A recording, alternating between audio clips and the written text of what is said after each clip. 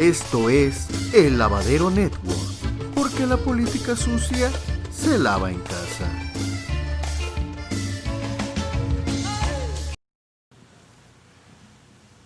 Gracias. Buenos días, presidente. Me llamé el de Damexico News y sin censura. Dos cosas. Intentaré ser breve y no secuestrar el micrófono. En primera, el día de ayer, bueno, es cierto, fue antier. Mexicanos contra la corrupción y la impunidad ha sido un tema en la conferencia.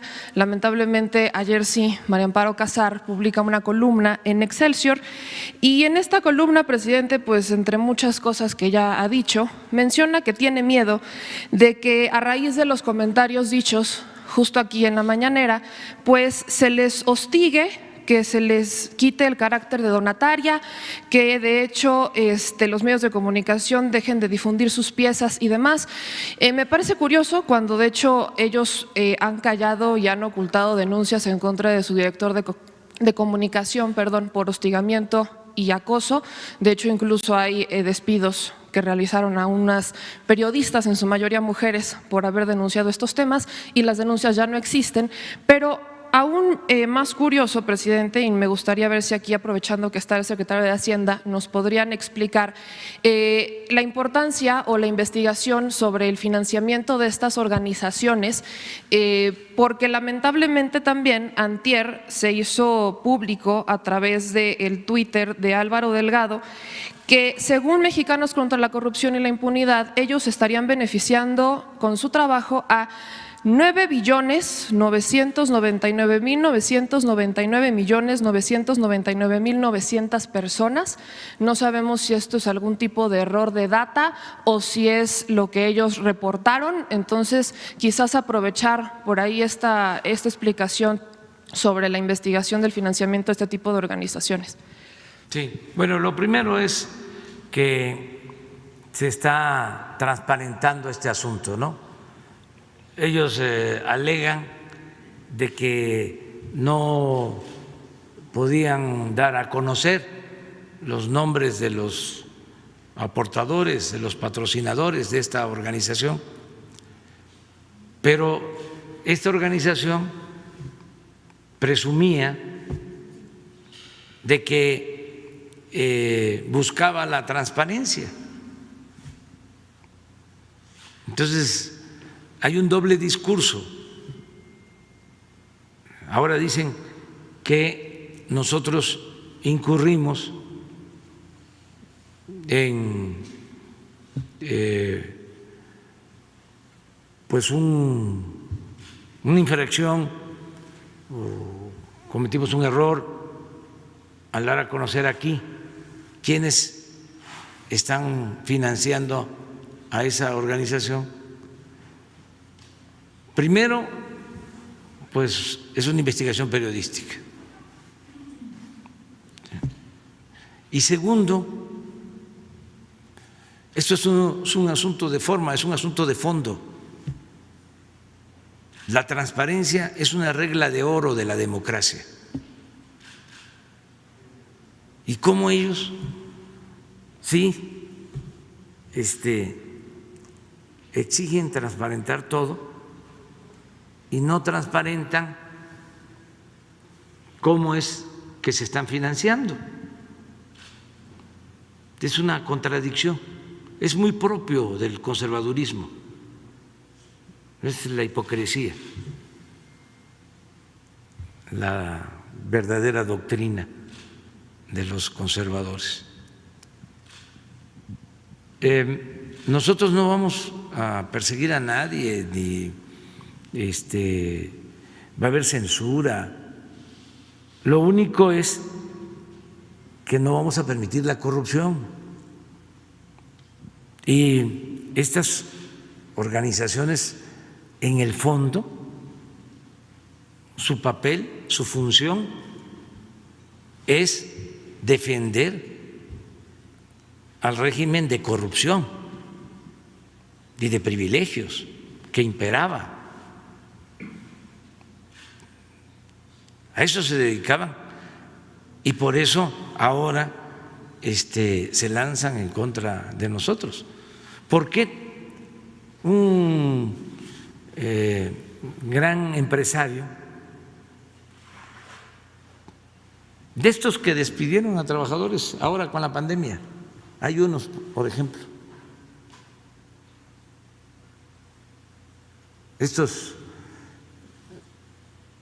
de los primeros que despidieron. Estaba yo en Oaxaca, me acuerdo, hasta me pronuncié, porque empezaron trabajadores de Starbucks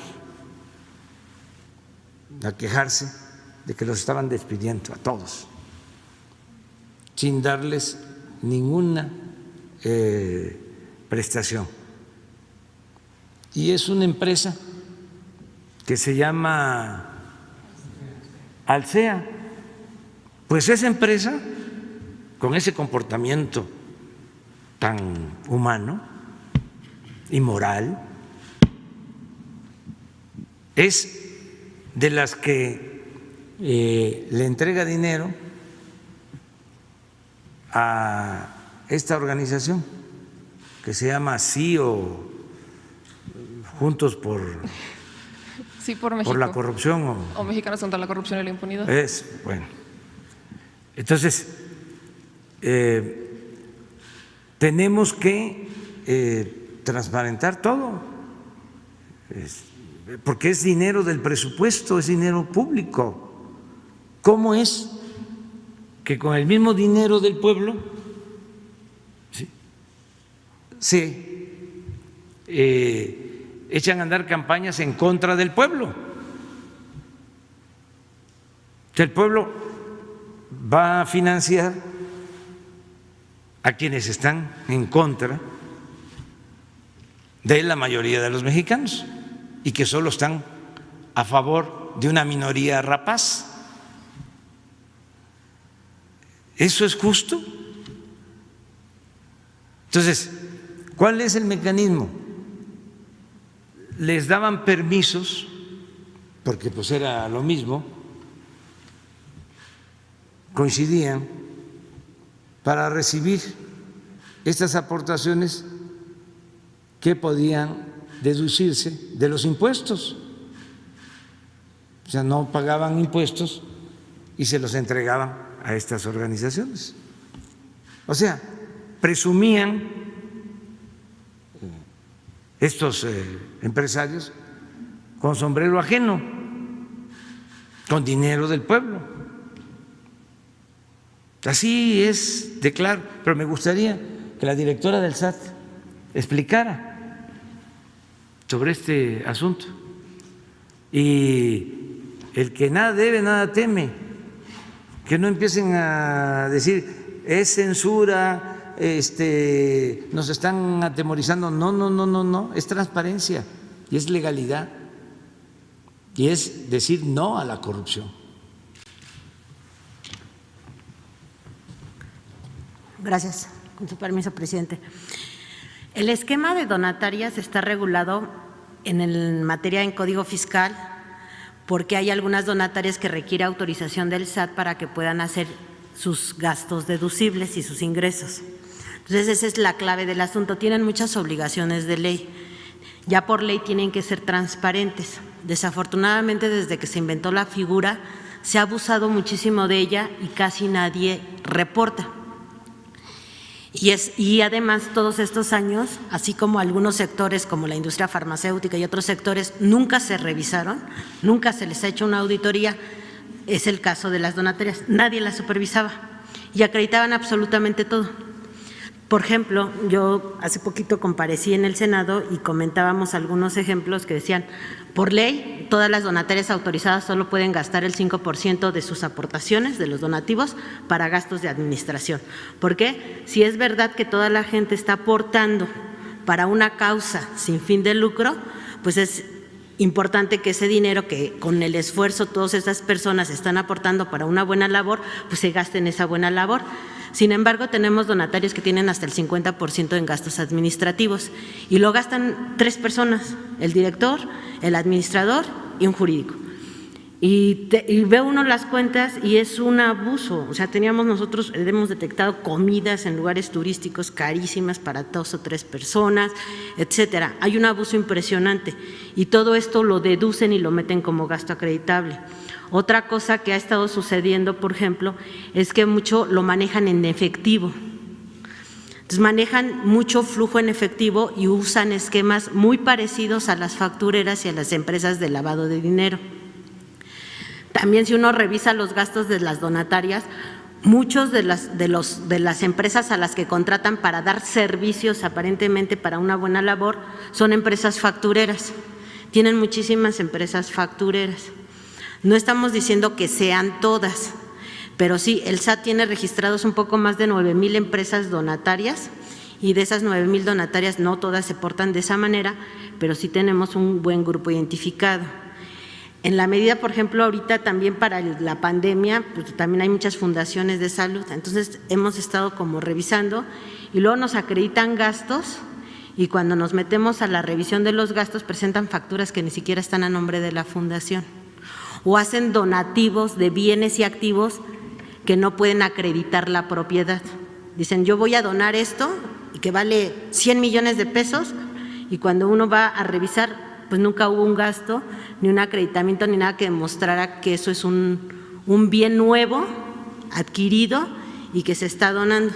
Entonces hay muchas irregularidades, no son todas las donatarias, pero sí es una gran mayoría. Y este tipo de empresas, sobre todo las que son donatarias para actividades sociales y humanistas, tienen mucha contratación de servicios, que son muchas asesorías y muchas son factureras. Entonces sí tenemos de todo. Y antes no teníamos en materia fiscal nada para tener un cierto control. En la miscelánea para el 2021 nosotros propusimos y el Congreso nos hizo favor de aprobar algunas modificaciones al Código Fiscal precisamente porque como no hay ninguna sanción, pues la única sanción es quitarles la autorización. Entonces, ¿cuáles son los que tienen problemas? Pues los que se han portado mal, los que se han portado bien no tienen ninguno, porque están al corriente en todos sus informes, presentan su información, son transparentes. Se tiene la obligación de entregar al SAT, todas las donatarias autorizadas, un informe anual, siempre. Hay donatarias que no han entregado informes de los últimos 5 o 7 años y no hay ninguna sanción.